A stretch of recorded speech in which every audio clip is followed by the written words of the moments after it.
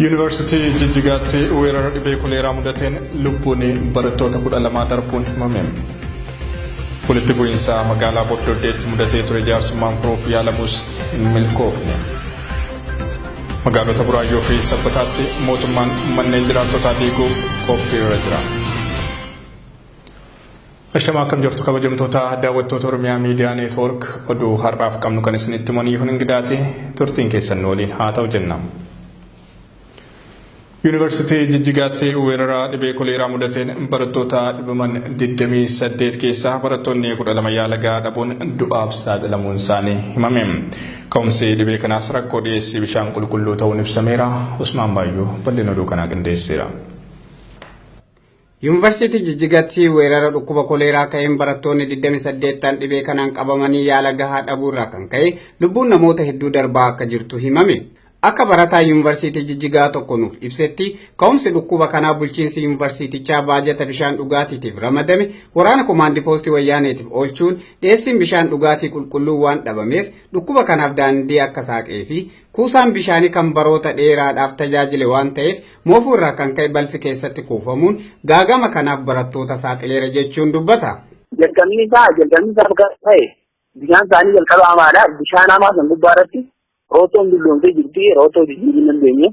Rootoo odoo baay'ee baasanii baay'ee rootoodhaaf gara waraanaatti mashan jedhanii gara waraanaatti mashanii baay'ee kan amma eega namni lubbuun nama digaanaa dabartee iddoo rootoodhaa amma jaaru jiran amma jalqaba amma lafaafatan waan duraan jaaru jiran rootoon hundi kan gaafa dura bishaan haramaa fideeti. Ijoollee tokko dhaataan gaafadhee ijoollee kan gaafadhee hanii jiddiyaan isaa jedhi namoota 12 kanaa lubbuun dabareera. Totaalin isaanii nama 28 qabame. Moorama Yuunivarsiitii kanatti asiin durallee dhukkubni kun ka'uudhaan lubbuu namoota 32 akka galaafatee fi ammas weerarri kun bifa haarawaan erga eegalee ji'a tokko lakkoofsiseera kan jedhu barataan kun barattoonni dhukkuba kanaan qabaman 28 mana yaalaa gahaa osoo hin taane moorama Yuunivarsiitichaa keessatti sharaa diriirsuudhaan achumatti walitti qabamanii maatiinis ta'ee hiriyoonnis dhukkubsattoota kanneenitti akka dhiyaatanii hin gaafanne waraanaan eeggamaatiin akka jiranii fi haga ammatti barattoonni 12 lubbuun isaanii darbiteerti jedha barataan kun. Namni kun itti dabaluun dhimma kana hubachuuf yoo gara dhukkubsattootaatti kalaahan bulchiinsa Yuunivarsiitichaatiin adabbiin barattoota irratti fudhatamaatiin jira jedha. Iddoon geeffaman hospitaalaa miti. Karaa ijaaranii karaa yoonni kan ijaaranii giddu maqaa mooraa ijaaranii achi geessanii ijoollee achumatti tajaajila gahaa odoon ta'in bakka haaluma haala silaa nama dhukkubsataadhaaf kan nama odoon ta'in tajaajiluma silaa dhukkubsataan guutanneef kannaa jiranii achitti iddoon kophatti nama irratti baasanii ilaa warri isaanii illee yoo dhufa dhaanuu hin danda'an. Dhukkubsichi haaraa namaadha. Innis kuleeraa dhiyan malee iboolaa ta'a jennanii Sudah yani mana buufata yoo geessanii doktorota harkaa gadi isaan dura qaama isaanii jirutti dhukkubichi kan eegale jalqaba dura ijoolleen dhibee fireeshii eegaltuu eegalee jira. Dhukkubichi eegalee gaafa sanis ijoollee nama 32 mookana galaafatee gaafa san jidduutti isa qabbanaa'e. Jalqaba eegalee jidduu dhaabbatee jidduu qabbanaa'ee xiqqoo ijoolleen bishaan kana fayyadamuu dhaabanii amma eegale amma baatii takkaa deemaa baay'ee takkaa torbaa lama keessee jira. Ini sedikit kan saya mau kalau mau dulu pun berarti kan ammo beda kan len jodoh dulu ni mana maaf अच्छी datani lalu lepas ini one day itu cara sampai berarti kamera datang kan kalau karena di bayar atau kasih kebijakan kita jodoh lama kasih kebijakan ini kan kan ibu namun tuan kalau berapa sih menjadi yo sudah kelar itu ni council jodoh council security cuma menjadi jirani dulu kedua ni menjadi jiran. Mormii hawaasaa godina Shawaa Bahaa Naaboositti magaalaa Booleetti mudate hololaan ukkaamsuuf yaaliin kaabinoonni wayyaanee gochaa jiran hin milkoofne jedhan jiraattonni magaalatti. Walga'ii dhimma kanaaf magaalichatti qophaa'ee tures diddaa hawaasaan fashalaa'u maddeen keenya OMN'tti himaniiru. Muhammad Fantaallee bal'ina oduu kana qopheesseera. Sochii Oromiyaa guutuu keessatti socho'aa jiru keessatti shoora guddaa kan taphatan jiraattonni aanaa boosatti tana booda kijiba daangaa hin qabnee fi sossobbii malaan gabroomsaa milkeessuuf warra xaaran dabballoota oppidiyoof gurra hin laannu jechuun yaamicha walgahii wayyaanee hoongessan. Akka jiraatan aanaa boosatti magaalaa Boolee tokko yaada OMN'if gumaachetti xiyyeeffannaa walgahii kana dimokiraasii nageenya fi misooma jechuun damma afaan dibatanii sagalee dhugaa hawaasaa awwaaluun waaroo cubbuutiin maranii quuqama Oromummaa sochii gaarii fi injifannoo uummata Oromoo aanaa boosatti gufachiisuuf akka ta'e shakkii hin qabnu jechuun dubbatan. Waamichi walgahii kanaatis gargaarsa uummataa gochuu fi misooma jechuun walgahii gargaarsaa fakkeessuuf hanga mana jiraattotarra deemanii mallatteessisutti yaaliin hin godhamin hin jiru. Garuu uummanni shiraa fi gidiraa mootummaa wayyaanii dhibbatti waan beekuuf walgahii kana hongessuu danda'eera. Oduun naannoo keenyaa maal akkuma duritti jira uummanni maaltu jiratte guyyaa sadii fi walitti qabdee guyyaa sadii immoo dheengadallee guyyaa gaafa jimaataa otoo walgahiin hin gaggeeffamin hafee aanarraa nama dhufee godina haaritti dhufee guyyaa gaafa duraa nama 30 argatanii gaafa lammataa immoo nama 60 dheengadda immoo nama 30 ta'ee namni tokko ba'uu dhibeedha walgahiin guyyaa sadaffaadhaaf harkaa fashalaa jechuudha. Isaan waa'ee amma yeroo ammaa kana gaggeessuudhaaf deemaa turame. Isaan amma akka sana keessa turanillee dhailee beekaa akka tasaa keessatti qooda fudhannee turre waasan irratti hin mariisisnaa jechaan turan uummataan beeka. Tokkoffaan dimokiraasii, lammaffaan nageenya, sadaffaan misoomaa jedhanii nageenya maalirraa goonaa hin barbaannu. Nageenya jiraatu biyyi keenya nagaa uummata nurraa kaasaa miidhamaa jirra gaafii jedhillee keessaa dhiyaatee uummanni immoo fuula bu'uuraadha baay'ee sodaataa jedhanii beeka. Haalli isaanii kun uummata waan hin baranneef bakka uummanni dhiisanii achumaan walgahiin bakka namoota kanaatiin gaggeessuu hin dandeenyu namni jiraatan immoo jiru nama baay'ee waan ta'eef namoota kan wajjin immoo nama kanaatiin gaggeessuu waan hin dandeenyeef jedhanii dhiisanii achumaan ba'an eegatii isaanii. Haalli fashalaa'uu walgahii kanaatis guyyaa isaan walgahii kana yaaman irraa jalqabee bakka jedhame dhaquu lagachuun guyyaa walgahichaatis hirmaachuu dhabuun fashaleessan. Guyyaan kunis dhawaata uummanni dhaquu diduun dabalama beellamni guyyaa kanaa guyyaa 3 yoo ta'u sadanuu hin milkoomne fi warri dhaqes immoo nuti nageenya fi misooma keessan hin feenu nurraa deemaa jechuun salphisan. Amma guyyaa 3 guyyaa kana booda wanti godhame beekaa uummanni bahuu dhiisee isaan bakka galanii guyyaa duraa fi ammallee bal'inaan itti deemanii wanti kun namoota walgahii sana san dirqamaan baaftanii ammallee bahamuu qaba. Walgahiin kun bahee uummanni kun wanta kana sadii irratti fudhachuu qaba. Jedhanii nama biraa dirqisiisaa jiran malee wanni biraan jiru akka silaatti amma kaleessi illee gabaa harris gabaadhaa borurraa immoo waan ta'uu ilaalame. Bulchaa gandaa dabalatuun dabballoonni oppidiyoo kan duraan dirqamaan hirmaattan jettee manarra deemaa turtes keessummaas dabballoota oppidiyoo godinarraa dhufan wajjin salphataniiru. Kijibaan duulan baasuu kabaasanii honga'ee jedha Oromoon. Walitti bu'iinsa godina Harargee lixaa magaalaa Bordoddeetti uumamee ture jaarsummaan furuuf yaaliin taasifamullee maanguddoonni gama naannoo Somaaleen filataman dhimmicha ilaaluuf hayyamamoo hin taane jedhan jiraattonni magaalaa Bordoddee. Beellamni dhimma kanaaf qabamee tures maanguddoonni naannoo Somaalee irraa filataman argamuu dhabuu isaaniitiin gufateera. Usmaan Abdullatiif dhimmoo kanarratti waan qindeesse qaba. Magaalaa Bordoddeetti lola torbaan lama dura poolisii addaa naannoo Somaaleetii fi hawaasa Oromoo magaalattii keessa jiraniin taasifame nagaya buusuuf manguddoon gara lamaanii dhimma kanarratti haasofitee furuuf guyyaa sanbata kaleessaatti baay'elamattus manguddoon Oromootii fi qaamni federaalaa guyyaa baay'elamaatti argamanii manguddoon Somaalee baay'elama kanarraa akka haftee namni garasii dubbifne tokko himan. Haalli jiru amma raksaa xiqqisanii jiran wajji magaalaa aanaa gumbii Bordoddee Harargee lixaa ture. Lolli torban akka lama dura ture namni bishaan wayyaa jira. Amma waan adda dhaabbata jedhamu qabamu manguddooleen kana dhufee guyyaa satti har'a beellama isaanii sangaarra hin dhufne ni oolanii maal fakka oolanii.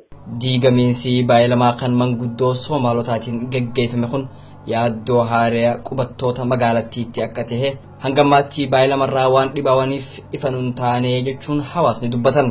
Haala kanaan baay'elamni araaraa sanbata kaleetirraa gara kibxata dhufuutti akka tarkaanfatu taasifame. Harargee lixaatti tan argamtu magaalaan Bordoddee rakkoo waraanaa poolisii addaa naannoo Somaalee malees rakkoolee hedduun akka hubamaa jirtu jiraattonni ibsan. Jiraattonni magaalaa Asallaa dhaabbilee fayyaa magaalichatti argaman irraa tajaajila fayyaa gahaa argataa hin jirru jedhan. Hawwanni ulfaa osoo yeroon hin ga'ine daanis bakka addatti wallaansaa argatan dhabuu isaaniitiin rakkachaa jiraachuun himameera. Faayizaa Iliyaas bal'ina dukkana qopheessiteetti. Godina Arsii Asallaatti hanqina tajaajila fayyaatirraan kan ka'e jiraattonni magaalaa Asallaa akka malee rakkachaa jiraachuu dubbatama. Gama tajaajila fayyaatiin walqabatee hawwan ulfaa baatii torbaa jechuunis warreen osoo hin gahin dahan tajaajila fayyaa gahaa dhabaati jiran. Haalli kun magaalaa Asallaatti kan hammaachaa dhufe torbaan dabre keessa dubartii daa'ima osoo hin gahin deesse gama hospitaala magaalaa Asallaatti geeffamtus tajaajila fayyaa gahaa dhabuudhaan ilmoo ji'a torbaatii wajjin qoowwatti waadamaa akka jirtu himame. Haalli mootummaa wayyaaneetis tahee bitamtoonni wayyaanee uummata keenya ittiin keessummeessitu kan akka malee nama yaaddeessudha. Haa ta'uutii du'a haadholee xiqqeessuudhaaf hojiin takkalleen taqara mootummaatiin godhamaa jirtu hin jirtu jechuun OMN itti himan. Hospitaala Asallaa keessatti dubartiin osotiin da'umsaa hin gahin jechuun ji'a 7 irratti dubartiin daa'imni jiru. Dubartiin osotiin hin gahin daa'imman isaanii kilaasii ho'aa daa'imman haga jiin haga qaamni jabaatu kilaasii ho'aa itti argatu. Daa'imman kilaasii ho'aa galchanii haati mootu barsiisota ta'anaati akka iddoo mana jireenyaa kennamuuf akka gurmaa'an. Barsiisonni gurmaa'anii turanii barsiisota 800 ol jiru kanneen keessaa barsiisonni 400 gonkumaayyuu mana eessumatu warra hin qabnedha. Mana jireenyaa warra ofii ijaarratee hin qabne jechuudha. Mana kiraa keessa taa'anii warra dalaganii gurmaa'uudhaan buusii buusadhaa jedhanii guruppii A jala guruppii B jalatti akkasitti akka gurmaa'anii buusii buufatan godhamanii turanii barsiisonni waldoonni hedduun immoo buusii buusuu dadhabaan kadidamanii ni jiru. Keessattuu yeroo ammaa Oromiyaa keessa gama seektara fayyaatiin mootummaan xiyyeeffannaa irratti kennuu dhabuudhaan duuti haadholee daran dabalaa akka dhuftu sababa tahee jira. Haaluma kanaan walqabatee aanaa xiyyoo keessatti waldaan barsiisota 800 oliin gurmaa'aa buusii garee Abaacaa jechuun jaara. Bakka mana itti ijaarratan kaninaaf jechuun qarshii 150 ol walitti qaba lafa kaarimeetira 140 bitadhaa jechuun barsiisota dirqisiisaa akka jiran beekame. Barsiisonnis gaafii akkana jettu gaafatan. Qajeelfama gubbarraa isinitti dhufe nu garsiisaa jechuun barsiisonni yoo gaafii gaafatan nuti qajeelfama gubbarraa nutti dhufe hin qabnu akkanumatti mootummaan hogganoonni waldaa barsiisotaa kunneen yoo xiqqaate baatitti hanga 30 buusuu akka qaban godhaa jechuun ajajni gubbarraa nutti dhufee jira. Haa ta'uuti miindaan barsiisotaa kun buusii tana yeroo hojiitti jijjiiruu hin dandeenye kanatti barsiisota madda qaroomin addunyaa tanaa kan tahan if wallaalchisee cinqaa akka jiru beekame. Yeroo jiruun barsiisota harkaa kara afaanii taate tanatti mootummaan barsiisota funyaan qabee dirquun tun waanuma addaatii jenna.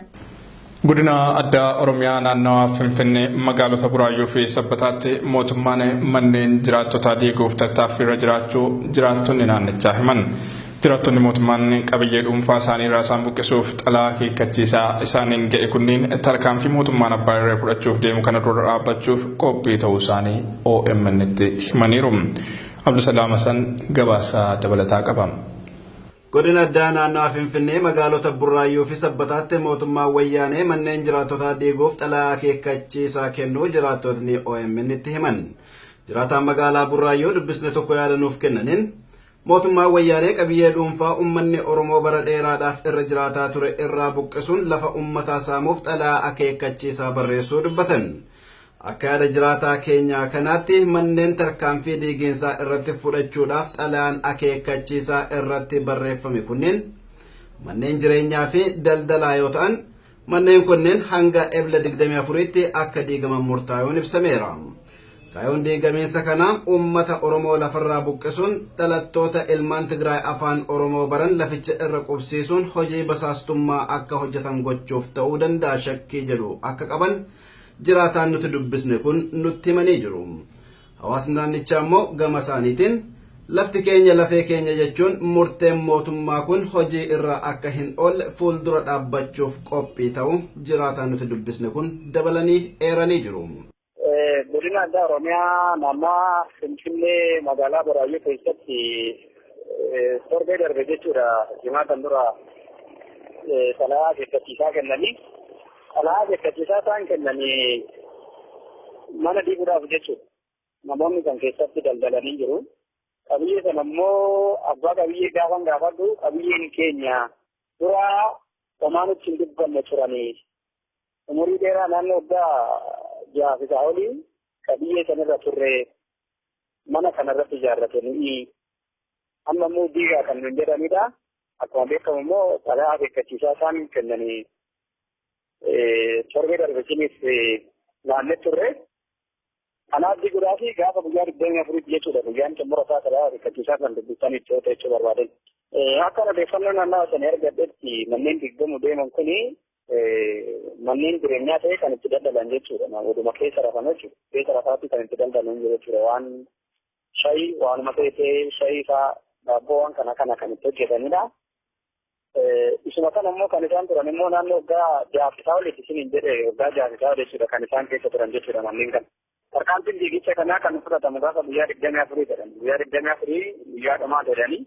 Haaluma wal fakkaatuun godina kana keessa magaalaa Sabbataatti qonnaan bultootni manneen isaanii guyyaa 7 keessatti diiggatanii akka bayan wayyaaneen xalaan akeekkachiisaa barreeffame manneen isaanii irratti maxxanfamu jiraattotni OMN itti himan. Hawaasni naannichaa dhimmicha irratti mari'achuuf wal yaamuun walitti dhufanis mootummaan wayyaanee humna waraanaa erguun waltajjichi akka bittinnaa'u gochuu isaa jiraataan nuti dubbisne kun dabalataan ibsanii jiru. Isa kana gaafa tajaajilii jechuudha gaafa tajaajilii bara walganii afaan irratti namarratti maxxanfamanii jiru. Guyyaa tokko keessatti loona jechuudha guyyaa tokko keessatti qabeenya kan kaafachaa guyyaa tokko keessatti kaafachuu qabna qabeenya kana kaafnee mootummaadhaaf galchinaa jira. Kanaan isin raama guyyaa tokko keessatti wanti kaafnee jirru wanti qarqareen jiru. Itu kan nama kalau zaman ini menurutnya dari konsulata jalan terbalik ini betul. Eenyuma kana manneen jiraattota 3,000 ol doozeriidhaan diigamuu kan dubbatan jiraataan kun mootummaan wayyaanee gara laafinna tokko malee uummata Oromoo buqqisuuf hojjetaa akka jiru addeessanii jiru. Daandiin magaalaa Naqamtee irraa gara aanaa Limmuu geessu hojjetamuu dhabuu isaatiin rakkoolee garaa garaatiif saaxilamaa jiraachuu jiraattonni himan. Dhaabbanni daandii kana hojjechuuf waliigaltee fudhates hojii daandichaa osoo galmaan hin gahin ganna 5 lakkoofsiseera. Badri Yuusuf bal'ina oduu kanaa qopheesseera. Godina Wallagga Bahaa keessatti daandiin magaalaa Naqamtee fi aanaa Limmuu wal qunnamsiisu osoo hin xumuramin baroota hedduu waan lakkoofsiseef jiraattonni naannichaa rakkoo hawaasummaa cimaaf saaxilamuu dubbatan. Akka jiraattonni jedhanitti kaampaaniin Sheer jedhamu abbummaan isaa baqataa lammii Eertiraa ta'e tokko daandii kiiloomeetira 60 ga'u hojjetuuf waliigaltee mallatteessus osoo hin xumurin baroota 5 waan lakkoofsiseef jiraattonni naannichaa rakkoo hamaaf saaxilamuu dubbatan. Sababa kanaan wal qabatee uummanni rakkoo hawaasummaa cimaaf saaxilamuu isaatiin namni nuti dubbifne kun OMN itti kan hime. Magaalaa Naqamtee fi aanaa Limmuu gidduutti karaa ta'etu hojjetamaa jira. Daandichi baqataa gara karaa Eertiraa irraa dhufeeti kan inni kontiraakshanii sun qabate mootummaa Eertiraa duukaa walii galuu dadhabee sababa kanaaf mootummaan immoo akkuma antinaatti fidee waggaa 5 daandii kiiloomeetira 63 ta'uu waggaa 5 hojjechiisaa jira amma yoona kanaatti jechuudha. Kontiraakterii Sheeridha mashee Itoophiyaa keessa galee hojii kontiraakterummaa karaa hojjechuurra jira deessu. Sababa kana kontiraakteriin kun immoo waggaa 5 qabatee jira amma yoona kanaatti murtoon tokko sitti hin laatamne uummanni keenya immoo amma sadaadhaan kan inni ol baatee kaaredaadhaan uummata yeroo namni dhukkubsatu kaaredaadhaan baataniiti gara manaatti kan isaan geessaa jiran sababa kanaaf uummanni mijataa murtoo tokko argataa hin jiru sababa ta'eef karaa miidiyaa kana immoo yoo nu darbee sababa kanaa namichi kun immoo amma yoona kanaatti galmaan ga'uu hin dandeenye kaayyoo isaanii galmaan geeffachuu fi 2002 keessatti waadaa uummataaf seenan dhimma filannoo irratti waadaa uummataaf seenan jecha namicha kana fidanii kaa'anii malee akka inni uummataaf bu'aa buusu barbaadanii miti jechuun isaan kun. Dubartiin ulfaa fi namoonni dhukkubsatan hedduun wal'aansa argatuuf amna dheertuu waan deemaniif karatti hubamaa akka jiranidha kan himamu. Gara biraatinis jiraattonni naannichaa oomisha isaanii gabaatti dhiyeeffatuudhaaf rakkoo cimaan isaan mudatuudha kan himame. Sababa daandii kanaan ammoo jiraattonni naannichaa qe'ee irraa kan buqqaan wayita ta'u dahoo tokko malee naannicha keessa faffaca'anii akka jiranillee himamee jira. Jiraattonni naannichaa rakkoo mudate kana qaama itti iyyatee isaan dhaga'uu waan dhabaniif jiruuf jireenya isaanii harkatti babbadee rakkoo hawaasummaa cimaa keessummeessaa akka jiranidha namni kun kan OMN itti hime. Sababa kanaadha uummanni iyyannaa garaagaraa qaama mootummaatti iyyatee dadhabee sababa ta'eef gama kanaan immoo amma tokko sochii garaagaraa nuuf hin bareeda kan jedhamudha kan inni filannee kaane kanarratti. Wanta sin garramu keessaa bakka waggaadhaan fi lafanii waggaa keessatti kiiloomeetira tokko sirreessanii hojjetan kan si garramu. Mana uummataa fakkeenya magaalaa fi bakkoo fi mandara fidii kan jedhamu keessatti jechuudha. Mana uummataa diimsisanii deemanillee yookiin karaa daandii kanarratti uummanni fayyadamne yookiin mana isaatti jiraatee fayyadamne daandii gadhiisanii gar magaalaa keessaa ba'anillee laga keessa jiraataa kan jiranitti caalu manni keenya bakka walumaa galatti harka qalleeyyii kan deebisanii mana gaarachuullee hin dandeenye mana isaanii qabanii sireensaa rakkataa jira yeroo kanatti daandiin kun immoo qulqullinaan kan hojjetamu utuu hin ta'in kaayyoo isaaniif jechadha kan isaan fidanii akka daandiin kun jalqabu taasisan malee qulqullinaan wanti uummata tajaajilaa jiraniif ni jiru yeroo kanatti beektu. Egaan daawwattoota keenya OMN irraa oduun har'aaf qabnu kanneen turanii waan nu daawwattaniif galanni keenya guddaadha.